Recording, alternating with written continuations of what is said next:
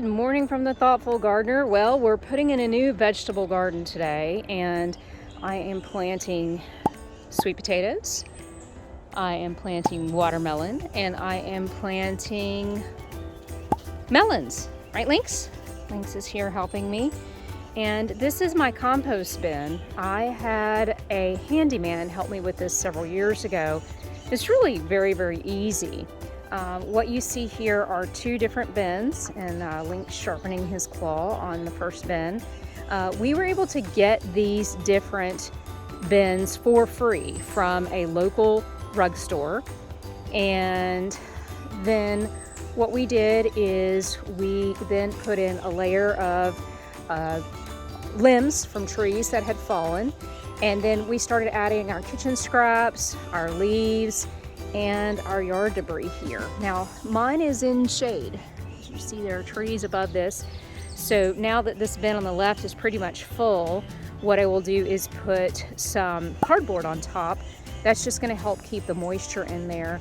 Charles Dowding actually lines his in cardboard, which I actually think is a pretty good idea, and I think I'm going to do that to this bin. I'm able to salvage some large boxes from a neighbor, so I'm going to line this with some construction staples and tack the cardboard just so that it can keep moist, because that's really a challenge if it's not raining a lot. It takes a long time for the pile to break down, right, Mr. Lynx?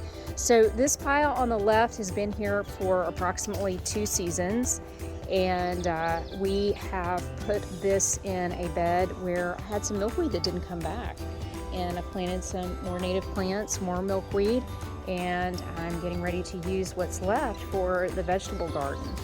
So you can do this very inexpensively. Again, we were able to get these pallets for free from a rug store. A lot of your commercial buildings may give you this, and this might be a really inexpensive way for you to do it versus going and buying wood. No reason to do that. Recycle.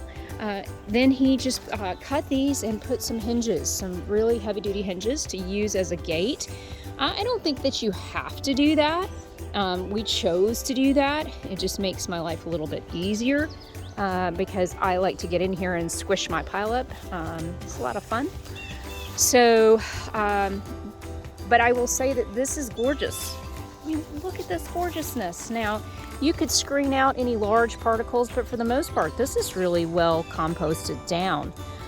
What can you put in your pile? We have a stainless steel bucket in our kitchen, and it fills up about every 3 days with kitchen scraps that I chop up finely, coffee, as well as I put banana peels and eggshells. So if you are eating those things, I do not put bones, I do not put meat because I have critters. We have bears, and I have a fence, as you see, but they can climb the fence, and I know they were here last night because there was bear scat on my lawn. So Miss Cookie's here checking out the compost. She's been observing all morning as I'm putting in this new bed. But we do have groundhogs, so let me show you what I am doing to keep them out. For you shade lovers, by the way, that is jewelweed that I have just let go crazy because the hummingbirds love it, and we're seeing lots of hummingbirds already this year. So this is a new bed that we put in. We had all this leftover stone when the house was built, so my landscaper did that. I don't do heavy lifting around here.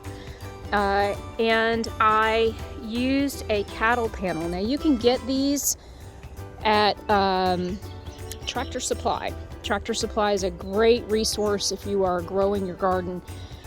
I have groundhogs, and he's very good at mowing down new plants, which is why I protect it. Now, I have seen him climb, so we'll see how well this keeps him out.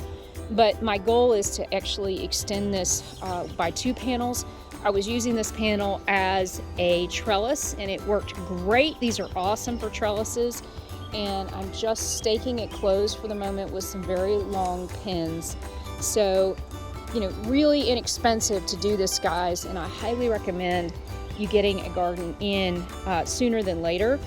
You are probably not immune to the fact that food prices have gotten really, really, really high recently, and I don't expect that trend to stop. A friend of mine is the executive director of a food bank, and their donation sources have dropped by 60%, which is really scary.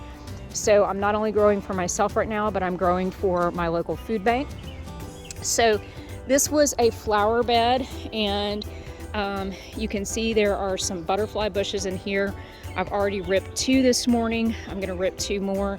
I had somebody years ago to go to an auction for me, and I gave them a list of plants that I wanted for my butterfly garden, and this is what they came with. These are highly invasive. They're very beautiful, but they're highly invasive, and so I'm ripping them out. And this is going to be converted to a flower and vegetable bed. So what's in front here is boneset, goldenrod. These flowers that you see here are called fleabane. This is bee balm.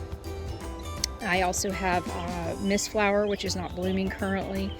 And I also have more goldenrod, different type there, as well as flowering raspberry, more goldenrod.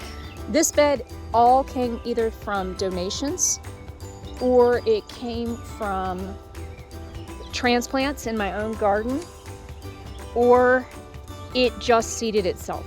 We have lots of birds, so lots of volunteers come up in the garden, and that makes it really easy for me to share with other people.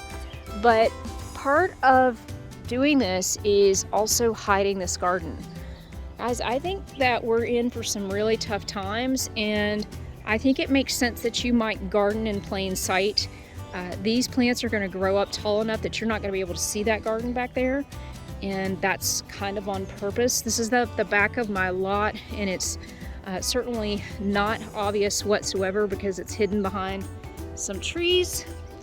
But you know, if things get really bad, you may have people coming to raid your gardens. I hate to say that. I just think that we're in some really challenging times right now, and you want to grow food for your family, you want to grow food for your neighborhood, your friends, but you also want to think about growing extra food for our food banks right now that are challenged with getting food donations, and that's what I'm doing here. But you might want to hide it in plain sight.